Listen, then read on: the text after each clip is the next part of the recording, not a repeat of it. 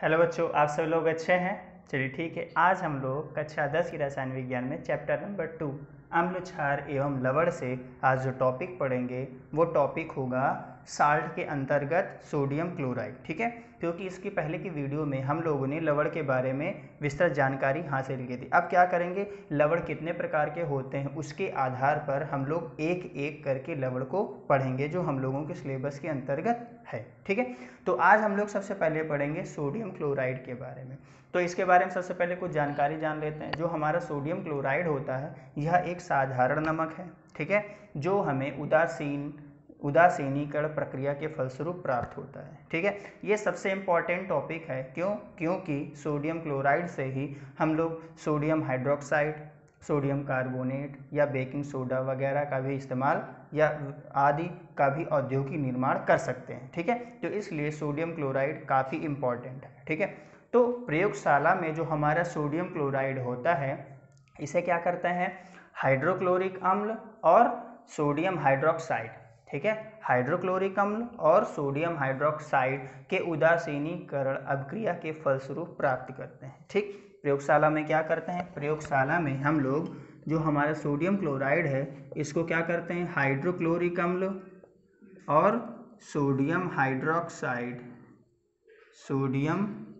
Hydroxide, ठीक है, के उदासीनीकरण। उदासीनीकरण का मतलब क्या होता है, जो हमारा हाइड्रोक्लोरिक है वो क्या होता है, अम्ल होता है, और ये जो होता है वो क्या होता है, क्षार।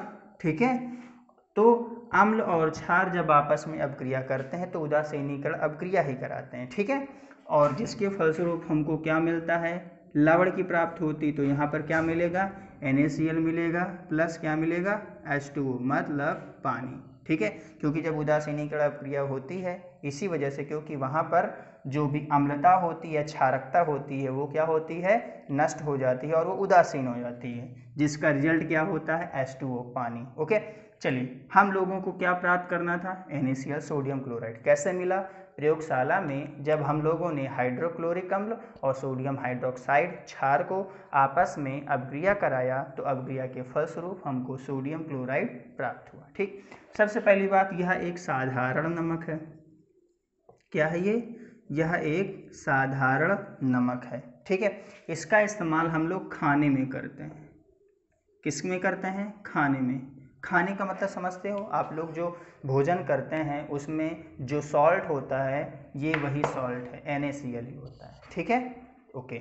उसके बाद जो हमारा NaCl है इसका इस्तेमाल हम लोग सोडियम हाइड्रोक्साइड, सोडियम कार्बोनेट और सोडियम बाइकार्बोनेट NaCO3 आदि के औद्योगिक निर्माण, आदि के औद्योगिक निर्माण।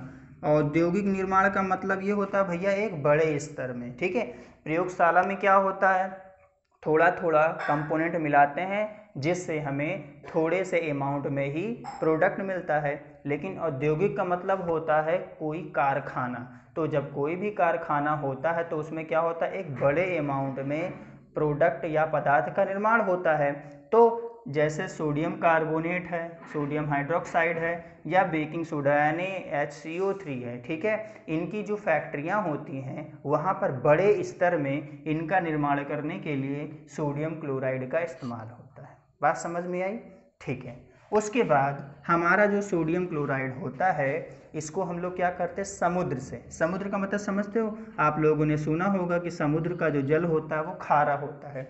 क्यों खारा होता है, क्योंकि उसमें बहुत सारे लवण मिलते हैं। तो लवण की वजह से उसका टेस्ट कैसा होता है, खारा। खारा का मतलब होता है नमकीन। ठीक है, तो नमकीन किसकी वजह से होता है, लवण की वजह से ही होता है। तो इसीलिए जो समुद्र का जल होता है उसको छोटे छोटे गड्ढों में इकट्ठा कर लिया जाता है और बाद में वेपराइजेशन मतलब वाष्पीकरण के फलस्वरूप फिर वो क्या होता है, नमक का रूप ले लेता है। ठीक, दूसरी बात, जैसे ही आप लोगों ने देखा होगा जो कोयले की खान होती है, कोयले की खान का मतलब क्या होता है, एक कोयले की बहुत बड़ी चट्टान होती है जो जमीन के नीचे दबी होती है, उसको खोद खोद करके निकाला जाता है। ठीक है, तो ऐसे ही हमारा जो नमक होता है इसका भी खदान होता है और उसको भी खोद खोद कर निकालते हैं। ठीक है, अंतर क्या होता है कि खदान से जो साल्ट हम लोग निकालते हैं उसका रंग कैसा होता है, भूरा टाइप में होता है, ठीक है, भूरे टाइप का होता है, इसीलिए उसको क्या बोलते हैं, रॉक सॉल्ट। आप लोगों ने सुना होगा जो काला नमक होता नहीं है, आप लोग जो खाने में प्रयोग करते हैं उसका कलर कैसा होता है, भूरा या काला होता है, वो कौन सा सॉल्ट होता है, रॉक सॉल्ट, ठीक है,